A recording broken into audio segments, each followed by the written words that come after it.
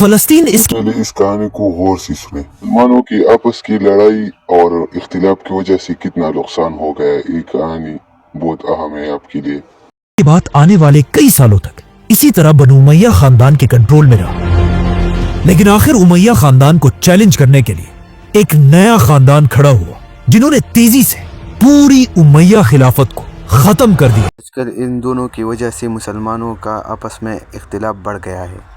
एक के पीछे पूरा उलमा हज़रात खड़ा है, एक के पीछे आम मुसलमान जो मुसलमान है। बस उलमा इनके जनाजे भी करवाता है, इनका निकाह भी पढ़वाता है और इनके लिए कामयाबी का दुआ भी करता है। ये लोग एक गाली के सिवा इसको कुछ आता भी नहीं है, बस गाली देता है। शुरू में आप देख सकते हैं एक को पिरोन लिखा है, एक को अबजाल।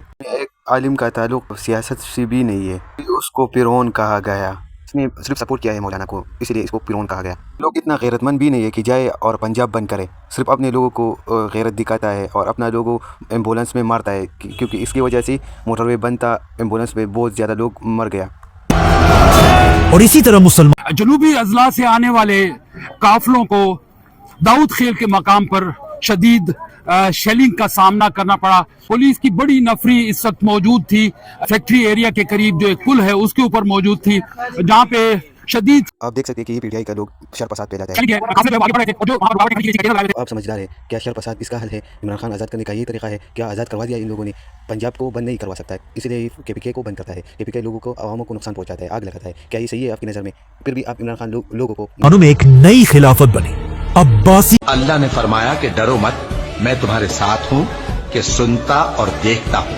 अगर अल्लाह तुम्हारा मददगार है तो तुम पर कोई गालिब नहीं आ सकता, और अगर वो तुम्हें छोड़ दे तो फिर कौन है उसके बाद तुम्हारी मदद करे। और मोमिनों को तो चाहिए कि अल्लाह ही पर भरोसा। खिलाफत जिसके बाद आने वाले कई सालों तक फलस्तीन अब अब्बासियों के कंट्रोल में रहा, लेकिन जैसे कि हमेशा होता है, आहिस्ता आहिस्ता अब्बासी खिलाफत की ताकत टूटने लगी और अब्बासी खिलाफत का कंट्रोल कमजोर होने लगा। इसीलिए आहिस्ता आहिस्ता अब्बासी खिलाफत टूटने लगी और आखिर मुसलमानों की यह खिलाफत कई छोटे छोटे टुकड़ों में बंट गई। अब यहां से कहानी थोड़ी मुश्किल होने वाली है। मुसलमान अब जब बहुत सारे छोटे हिस्सों में बंट चुके थे, तो इस टूटे हुए खिलाफत में भी मुसलमानों की दो एम्पायर्स ऐसी थी जिनके पास सबसे ज्यादा ताकत थी, और इन दो मुसलमान एम्पायर्स का आपस में कंपटीशन चल रहा था कि इन दोनों में से कौन फलस्तीन पर कब्जा करेगा। तो अब मुसलमान फलस्तीन को फतह करने के लिए आपस में एक दूसरे के साथ ही लड़ रहे थे। इसीलिए आने वाले कई सालों तक फलस्तीन कभी एक एम्पायर के पास होता था और कभी दूसरी एम्पायर के पास। आखिर एक साल इन दो बड़ी एम्पायर्स सल्जूक और फातिमिड्स की फलस्तीन के लिए एक बहुत बड़ी जंग हुई।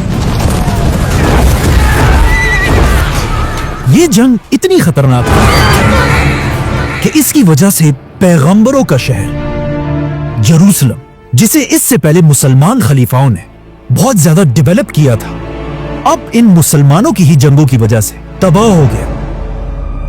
इसकी दीवारें और टावर्स बहुत ही कमजोर हो गए थे। अब जब मुसलमान आपस में एक दूसरे के साथ इतनी बड़ी बड़ी जंगें लड़ रहे थे और लड़ लड़ कर फलस्तीन को बहुत ही कमजोर कर दिया था, मुसलमानों को बिल्कुल पता नहीं था कि उनकी इन्हीं लड़ाइयों की वजह से आगे उनके साथ क्या होने वाला है।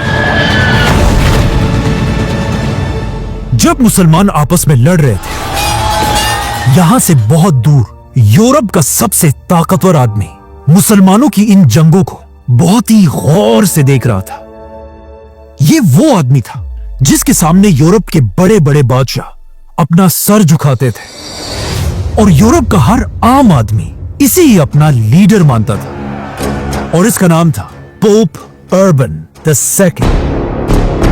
जैसे ही वो नया पोप बना, वो अपनी पहली स्पीच के लिए अपने तख्त पर चढ़ा और अपनी स्पीच में उसने यूरोप के क्रिश्चियंस को जिंदगी का एक नया मकसद दिया, फलस्तीन।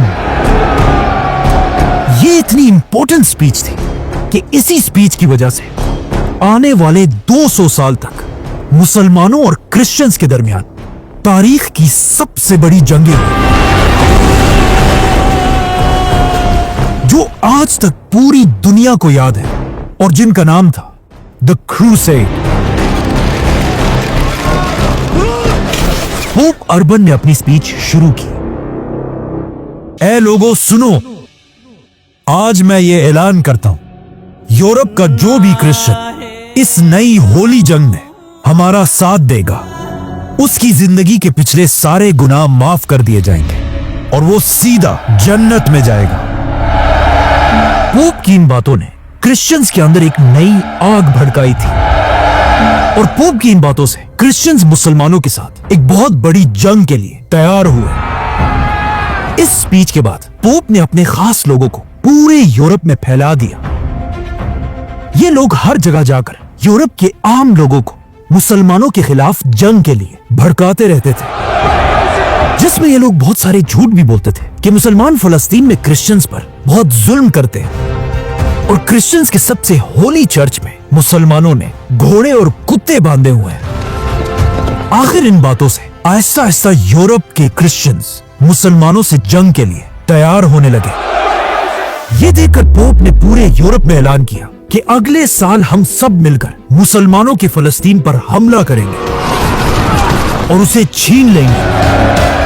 अब जब पोप यूरोप में इस फौज को तैयार कर रहा था, अचानक यूरोप के एक छोटे से गांव से एक बूढ़ा सा गरीब और फकीर आदमी अपना गधा लेकर अकेले फलस्तीन की तरफ रवाना हुआ। रास्ते में ये फकीर हर गांव में खड़े होकर जोर जोर से लोगों से कहता था कि हम अगले साल नहीं बल्कि आज ही फलस्तीन फतह करेंगे। चलो मेरे साथ। इस फकीर की बातें सुनकर लोग बहुत मोटिवेट हुए और आहिस्ता आहिस्ता इसके साथ इस सफर में जुड़ने लगे और आखिर इस बुड्ढे के साथ इतने लोग जुड़ गए कि इसके और इसके गधे के पीछे 20,000 की फौज चल रही थी।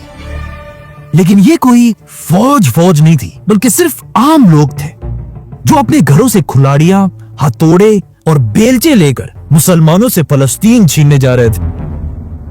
तो ऑफ कोर्स जैसे ये लोग मुसलमानों के इलाकों में एंटर हुए, थोड़ी देर में इन्हें समझ आ गई कि यहां आकर इन्होंने बहुत बड़ी गलती की है, क्योंकि अब तक इनका ख्याल था कि मुसलमान दुनिया भी यूरोप की तरह एक गरीब इलाका है। लेकिन यहां पहुंचते ही इन्हें समझ आ गई कि ऐसा बिल्कुल नहीं। मुसलमान उस जमाने में दुनिया के सबसे बड़े सुपर पावर थे और मुसलमानों की टेक्नोलॉजी दुनिया की सबसे टॉप पर थी। जिस तरह आज यूरोप के शहरों को देखकर मुसलमान हैरान होते हैं, उसी तरह ये लोग उस जमाने में यूरोप से आकर मुसलमानों के शहरों को देखकर हैरान हुए। तो अब अपने बेलचे और कुल्हाड़ियां लेकर जैसे ये लोग थोड़ा आगे बढ़े, अचानक मुसलमानों की ऑर्गेनाइज्ड फौज ने इन्हें हर तरफ से घेर लिया और कुछ ही घंटों में इस 20,000 की फौज को खत्म कर दिया। मुसलमानों ने इनको इतनी आसानी से मारा था कि ये खबर पूरे यूरोप में फैल गई। इसीलिए अगले साल पोप ने ऐसी बेलचे और खुलाड़ियों वाली फौज नहीं, बल्कि एक बहुत बड़ी 1.5 लाख लोगों की ऑर्गेनाइज फौज बनाई। मुसलमानों में इतनी ताकत नहीं थी कि वो एक ही टाइम इतनी बड़ी फौज से लड़ सके, क्योंकि अब मुसलमान वो पुरानी एक खिलाफत नहीं थी, बल्कि बहुत छोटे छोटे हिस्सों में टूट चुके थे। इसीलिए ये फौज यूरोप से रवाना हुई और आहिस्ता आहिस्ता मुसलमानों को मारते हुए फलस्तीन की तरफ बढ़ती गई और तेजी से फलस्तीन के ये सारे इलाके फतह कर लिए। और आखिर मार्च करते करते ये फौज पैगंबरों के शहर जेरूसलम पहुंची और उसे हर तरफ से घेर लिया। जेरूसलम से पहले ही मुसलमानों की आपस की लड़ाइयों की वजह से इतना कमजोर हो चुका था कि अब मुसलमान इसे बचा नहीं सके।